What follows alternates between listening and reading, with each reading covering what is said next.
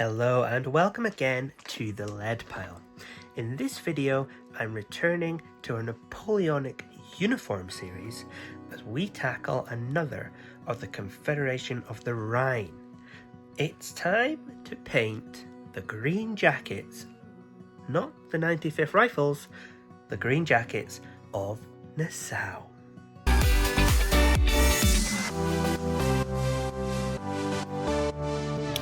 So, units from Nassau stand out for their ability not to stand out. That's right, these are some of the few uniforms to feature green jackets and green trousers, meaning they essentially are in camouflage if you don't look at their beige-yellow crossbelts. So, in this video, let's work out how we're going to paint Nassau in a nice, easy beginner method. Now, painting Nassau should be pretty damn easy. After all, they're almost entirely green. But I made it slightly more tricky for myself because I couldn't decide quite what shade of green those uniforms were. If you want to paint these easy and fast, I suggest something like Dark Angels green or Militarium green contrast paints and just slapping that on. What I chose to do instead was to use a base colour of green, the Caliban green to start with, which I wasn't happy with. So then I used a lighterish shade of green, which was Wa Flesh, again from Games Workshop, before then adding progressive lighter shades of green highlights until I was happy with the overall look of the green uniform. This meant using layers of Warboss green, right the way up to Snorsnick green, Ogrin green, all sorts Lauren Forest. Basically, any green paint in the Citadel range was probably applied at some point to this model. I don't recommend that. Take a couple of paints that you think you want to use and just go with it. Add a little bit of white here and there to mix your paint if you want to get a nice bright edge highlight, especially on these more flat MDF models. If I was to paint these guys again, what I would do is I would pick a green, so let's say Wa Flesh or Warboss green. I would paint the entirety of the body in that shade, and then I would use a much brighter, maybe 2 or 3 shades brighter, or I would add 2 or 3 parts of white to that original paint. And I would use that to pick out the sleeves, the cuffs, etc. So after I finally finished messing up the green, all that's really left to do on this model is to take a black and paint in the headgear and the cuffs. And I also chose to paint in the collar as well. And I used black. You can use that Baden Black from Games Workshop, or you can even use Black Templar contrast paints. With the black painted on, I then just had to paint in the details. So that meant the sash. Now, the cross belts, etc., and the stripe down the trouser legs are a kind of buff colour. I chose to use Avalanche Sunset, which is a base paint from Games Workshop, and I just gently painted on the cross belts. Now, if you do this too thick, you can leave it because it's 6mm, but if you're not happy with it, just go back in with the colour behind it, so the green, and just tidy up those lines. Then it was just left to paint the metal plate on the helmet, on the headgear, and also tidy up the flesh. So that was just meant putting in 3 blobs, 2 for hands and 1 for face.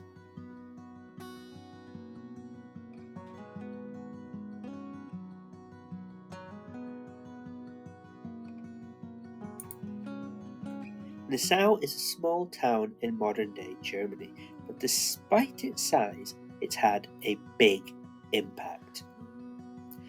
The town, the surrounding county, the duchy, the capital of the Bahamas, one of the Cook Islands, and counties in both New York and Florida all take their name from Nassau.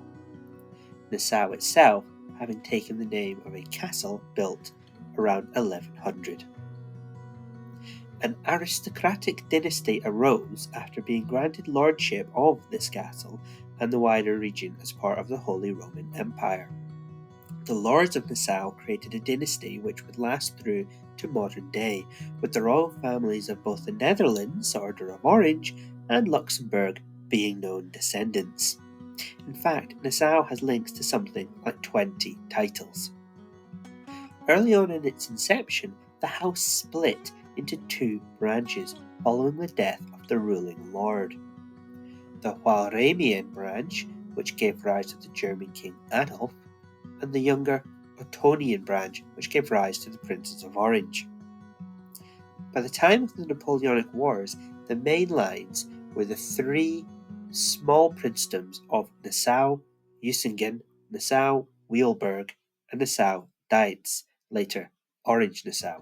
And apologies for all those who realise I've butchered the pronunciations.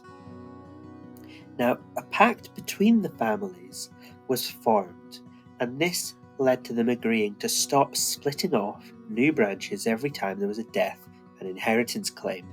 Prior to this, the House of Nassau was a bit like a cell going through mitosis, self-dividing over and over, in which the estate got smaller and smaller.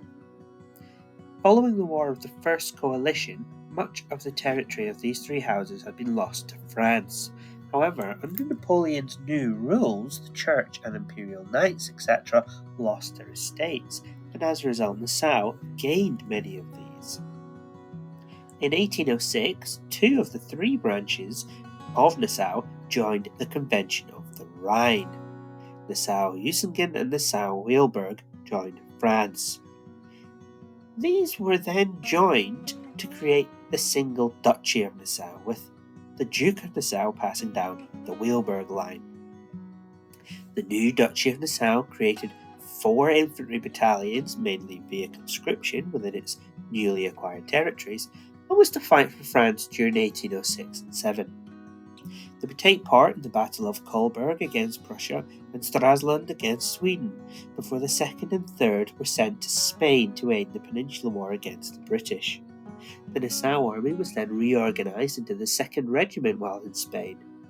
However, the 1st Regiment, comprising of the 1st and 4th Battalions, remained and fought against the Austrians in 1809, before then also going south to Spain. When the Duchy of Nassau left the Confederation of the Rhine in 1813, the 1st Regiment were disarmed in Barcelona. However, the 2nd Regiment, on the other hand, defected to the British side and would go on to fight with the Allies against the French at Waterloo, appearing in the Sharp series for fans of that show in their green uniforms. The other branch we mentioned earlier, the Orange Nassau, were also at Waterloo but fighting with the Dutch, also against the French. The Orange Nassau branch covered the Principality of Nassau, but they ceded this to Prussia at the end of the Napoleonic Wars in exchange for becoming the royal family of the Netherlands, which they continue to be to this day. At the end of the Napoleonic Wars, the Walramian branch declared themselves to be the Dukes of Nassau through the Congress of Vienna. However, this lasted only until 1866, when the land was ceded to Prussia. This was after Nassau had backed the wrong horse and allied themselves with Austria in the Prussian-Austria War, which Austria lost. Well, I hope you've enjoyed this quick rundown of the history of the Duchy of Nassau, and indeed this painting video.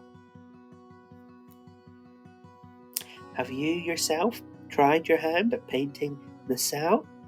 Do you like the green uniform, or do you think they look a bit weird? What is your favourite of the Napoleonic uniforms, or are there any that you would like to see me try and paint next?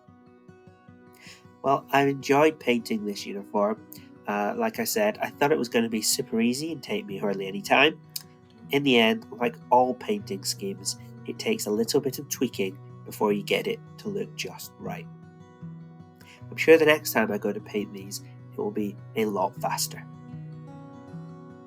Well, I hope you enjoy this. I have more of these Napoleonic uniforms planned, but like I say, If you want to leave a comment or share and recommend to your friends, remember to like and subscribe. And please let me know what you think in the comments. Well, thanks again. I'll see you real soon.